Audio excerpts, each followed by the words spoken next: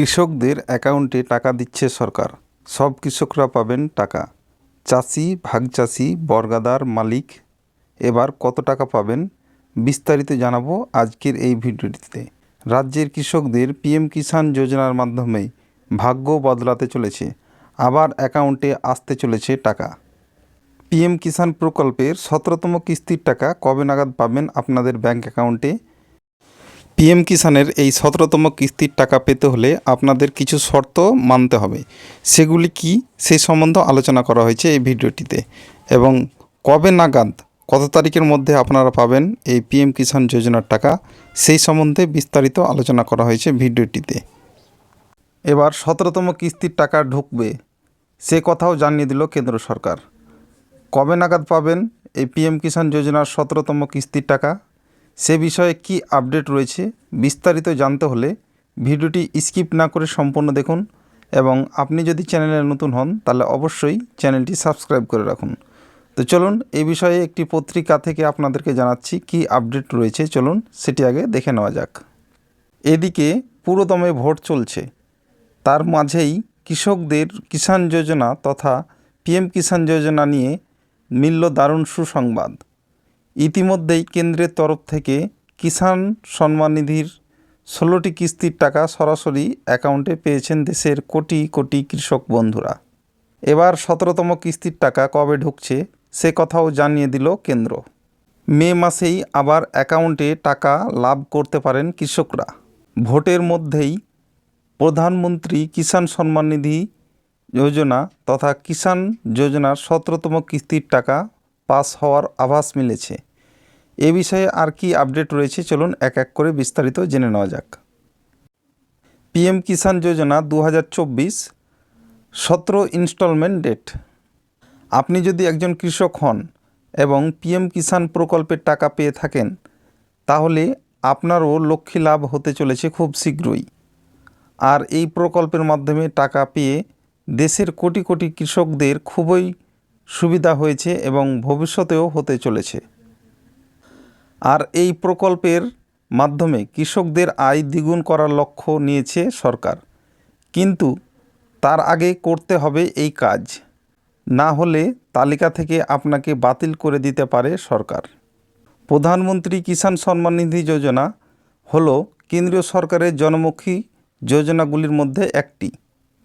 দেশের বর্তমান প্রধানমন্ত্রী নরেন্দ্র মোদী দেশের ক্ষুদ্র ও দরিদ্র কৃষকদের আর্থিকভাবে সাহায্য করার জন্য 2018 সালে সর্বপ্রথম এই যোজনা শুরু করেছিলেন। কৃষকরাই দেশের অন্নদাতা, তাই তাদেরকে চাষবাস তথা ব্যক্তিগত জীবনেও আর্থিকভাবে সাপোর্ট দেওয়ার জন্য এই প্রকল্পের সূচনা করেন প্রধানমন্ত্রী নরেন্দ্র মোদী। এই প্রধানমন্ত্রী কিষাণ যোজনা তথা পিএম কিষাণ যোজনা প্রকল্পে মোট 6,000 টাকা বছরে 3টি কিস্তির মাধ্যমে মেটানো হয় কৃষকদের। প্রতিটি কিস্তিতে 2,000 টাকা করে এই প্রকল্পে পাওয়া যায় এবং এই টাকা কৃষকদের ব্যাংক অ্যাকাউন্টে সরাসরি ঢোকে। কথা রয়েছে এই বছর থেকে আরও একটি কিস্তি বাড়বে, যার ফলে আরও 2,000 টাকা সমেত মোট 8,000 টাকা লাভ হবে এবার কৃষকদের। বর্তমানে মোট 12 কোটি কৃষক পিএম কিষাণ যোজনার সুবিধাভোগী।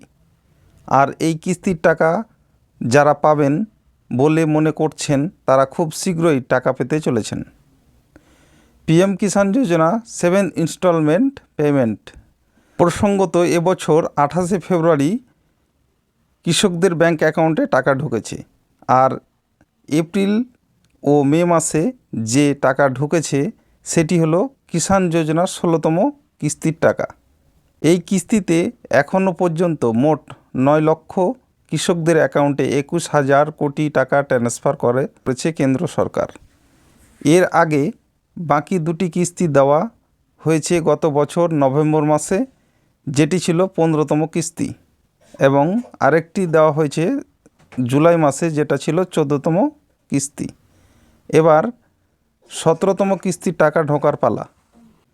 এই মাসেই আরও কোটি কোটি কৃষকদের অ্যাকাউন্টে ঢুকতে পারে সেই টাকা। পিএম কিষাণের 17তম কিস্তির টাকা পাওয়ার জন্য কি কি শর্ত মানতে হবে চলুন সেগুলি এক এক করে জেনে নেওয়া যাক। তো প্রথমে এখানে 1 নম্বরে যেটি আলোচনা করা হচ্ছে, দেখুন যে মনে রাখতে হবে কিষাণ যোজনার টাকা পেতে হলে ইকেওয়াইসি বাধ্যতামূলক। অর্থাৎ যে সমস্ত কৃষকদের ইকেওয়াইসি এখনও করা হয়নি সেই সমস্ত কৃষকদের বাধ্যতামূলক ইকেওয়াইসি করতেই হবে।